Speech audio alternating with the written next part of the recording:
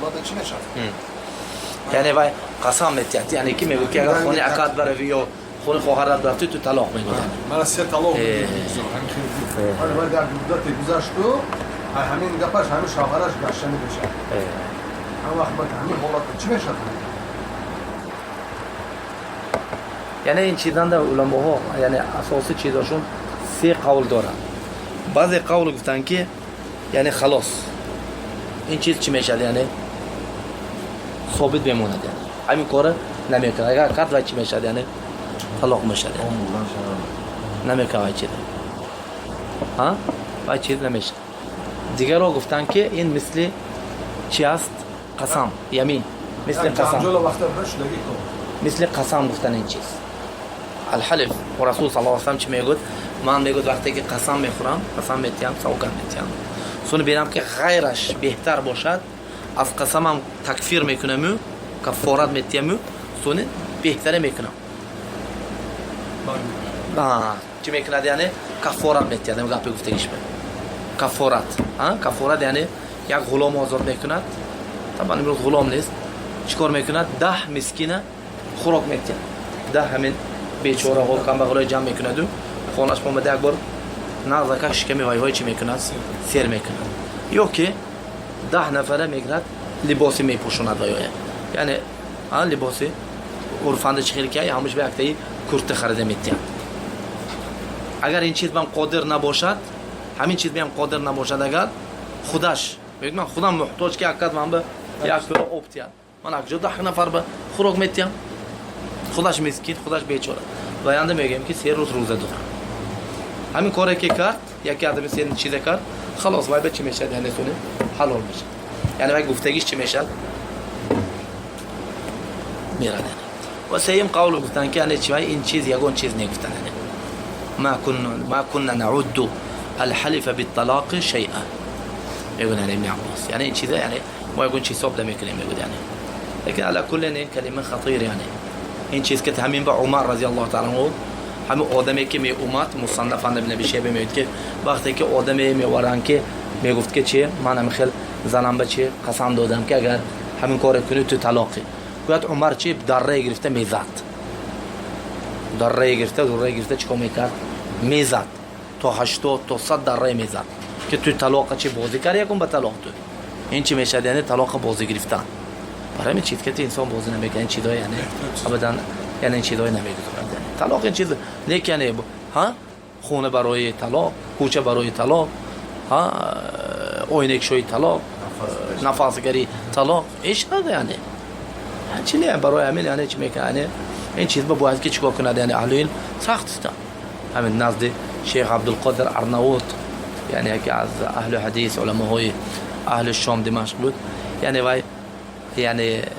وای چی یعنی اهل شام دمشق یعنی تصوف مثلا تعصب حنفی یعنی چیز شافعی یعنی 4 مذهب 4 مفتی دارن حنفی مالکی هیچ کس وای آدم چی اعتراف نمیکرد وای وهابی میگه لیکن یگان مسئله طلاق اند همه نظر آدم میاد فهمید کمتر برای که آدم نه وسیع ترجمه میکنه در روز مکتبی شند امیننده قواعد تحدیث جمال الدین دمشقی کتابش درس میداد مکتبش هم دیگه یک آدم اومد گفت که شیخ گفت من زن دارم از زنم 8 فرزند دارم میگه انا قریب میگه تو حاضر 30 سال زوید میشد که من زنم یک جای زندگی میکنم لیکن شیطان شکر میگه یعنی چیکار کردم میگه زنم غضب کردم میگه یعنی چیکار کردم یعنی گفتم میگه که اگر بالکن میشد که هم بالکن درش شده بالکن با برای تو 1000 طلاق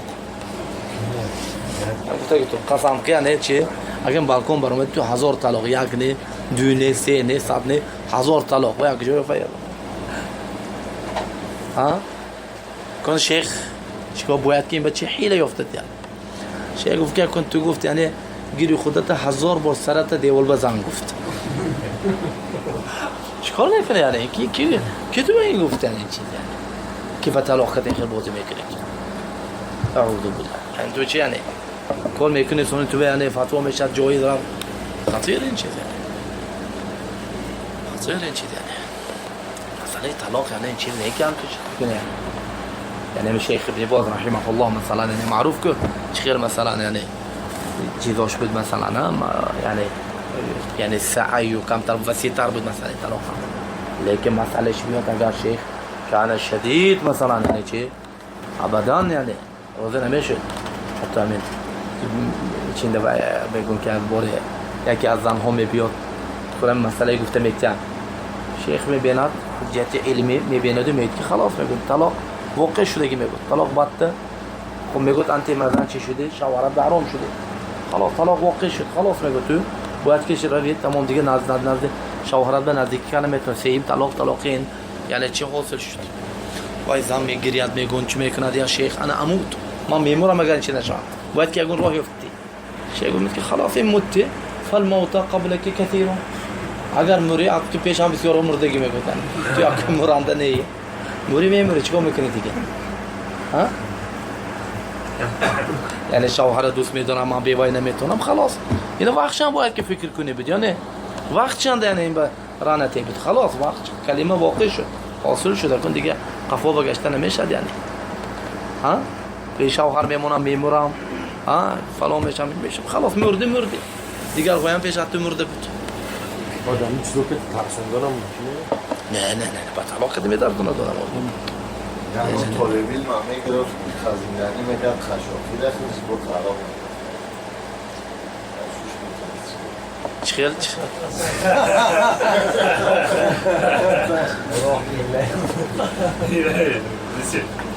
نبید طالبیل ما هم بازی نهیگ میکرد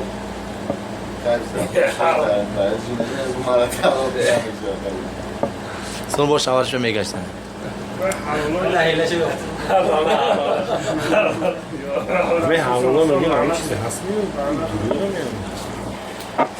ملعون این آدم میکنگی ملعون رسول صلی اللہ علیہ وسلم لعنت کرگی المحلل والمحلل لها هر دوشم لعنت کرگی هر دوشم رسول صلی اللہ علیہ وسلم لعنت کرگی نمیشه اون حدیثی که خونش نمیمون میشه میمونش نمیخوام یا الله قسم بخوره من نمیخوام میگه بعد با هم قسمش میگه و میشه یکی نه قسم یعنی گفتم چیزان ده میشد که آدم یک قسم میخوردن چی میشه دیگه مسئله طلاق که گفتن مثلا طلاق گفتن یعنی طلاق قسم دادن نه طلاق قسم دادن که یعنی چی اگر مثلا چی کردن این چیز نیست یعنی طلاق دیگه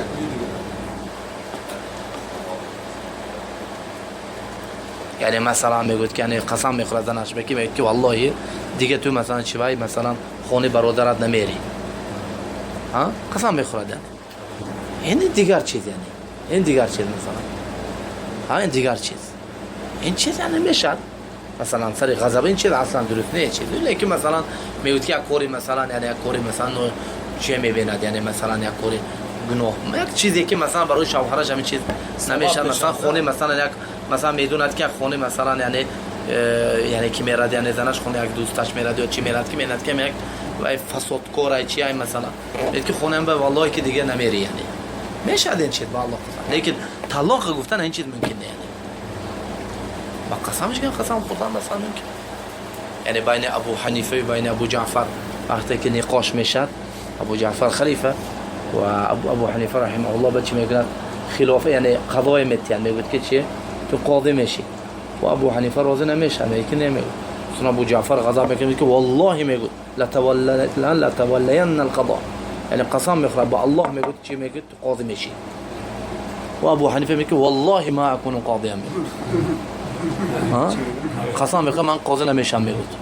والله میگه من قاضی نمیشم سنه ربيعه که ابو ذر و ابو جعفر میگه اعوذ بالله میگه قسم امیر المؤمنین تو چه قسم میخوره میگه سنه ابو حنیفه میگه که امیر المؤمنین قاچه کفو چه قسمش به کفاره دادن با امان چی تر شایسته تر یعنی این کفاره هیچ گم نه غلام آزاد کردن مثلا کودن من فقیر مسکینیم بیمال قسم میخوره قسمش کفاره میت یعنی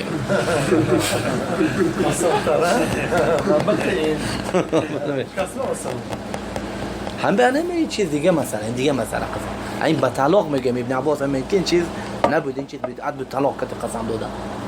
که یعنی یک چیز بود طلاق یک چیز شد طلاق یک چیز شد طلاق این چیز ممکنه و الا مثلا با چیز قسمش کرد رسول صلی الله علیه و سلم میگه بعضی وقت مثلا چی میکنم میگه یعنی من مثلا قسم خودت که مثلا همین قسم پیاد زنشه طلاق موقع نمیشه نه نگفتیم که سه حالت سه حالت بیله یعنی اگر کی این چیزا نه این چیزا کلا فقط این چیزی هم تو فقهی اما فتوا باشد نکو و چیز چیکار میکرد یعنی گفتم همین سرش دیوال با زده تو نازم مفتی میبیاد ها مفتی اومده اشته سونه همه چیز بیان کار میتونه